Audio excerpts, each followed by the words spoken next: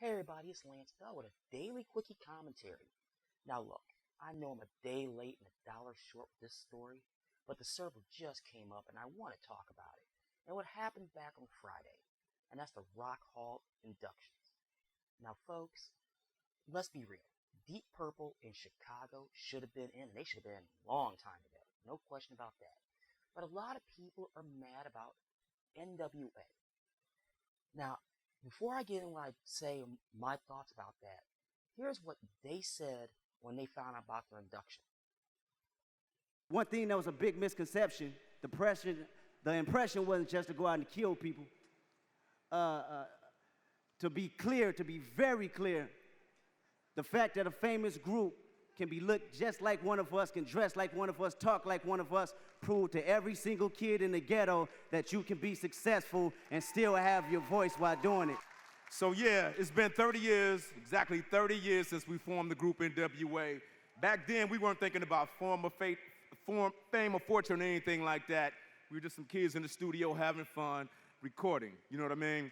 And these guys right here, these are the first people that I had the opportunity to record with before any business was involved. You know what I mean? Imagine that, recording with no business involved. And I'm quite sure everybody in the music industry, especially those that make music, understand how precious those times are. Now, folks, let's be real. This is one of those situations to where you gotta put them in, and I gotta explain why. Now, I said this last year when Green Day got in. Excuse me, I can't names all of a sudden.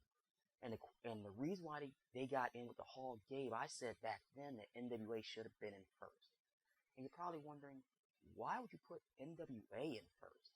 Well, here's the reason why.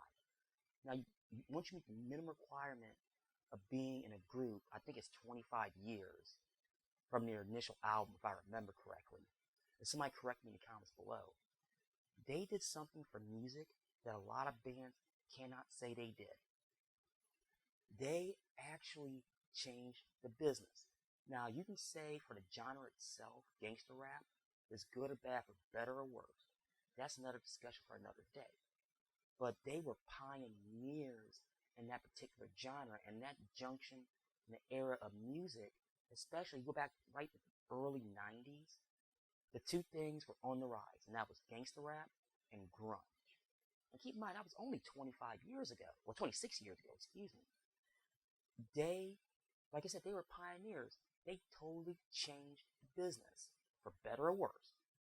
You know, now do I think they should have got in? Now, given the criteria that Green Day got last year, absolutely. Now, some people might argue, well, they started the East Coast, West Coast war. And I'm thinking to myself, now, wait a minute. There were so many moving parts in that, you just can't blame them and blame them alone. There was a lot more things going on. You might say, well, the music was garbage. Now, I'm going to say this right now. Rap in general, from that time, you better know how to spit. And you're going back into the 70s. I say the line is probably 95, 96 when it started to go downhill. But let's be real. Rap these days are absolute and totally garbage. Straight garbage. I won't even listen to it anymore. Now, I know there's some really good ones out there right now. Like somebody, for instance, I like listening to, when I do listen to it, is A-. And that's really about it, you know. I mean, do they deserve to get in? Yes, given the criteria, other people getting in. And this is something I want to talk about. And I know I'm late with the story, but like I said, my server just came back up.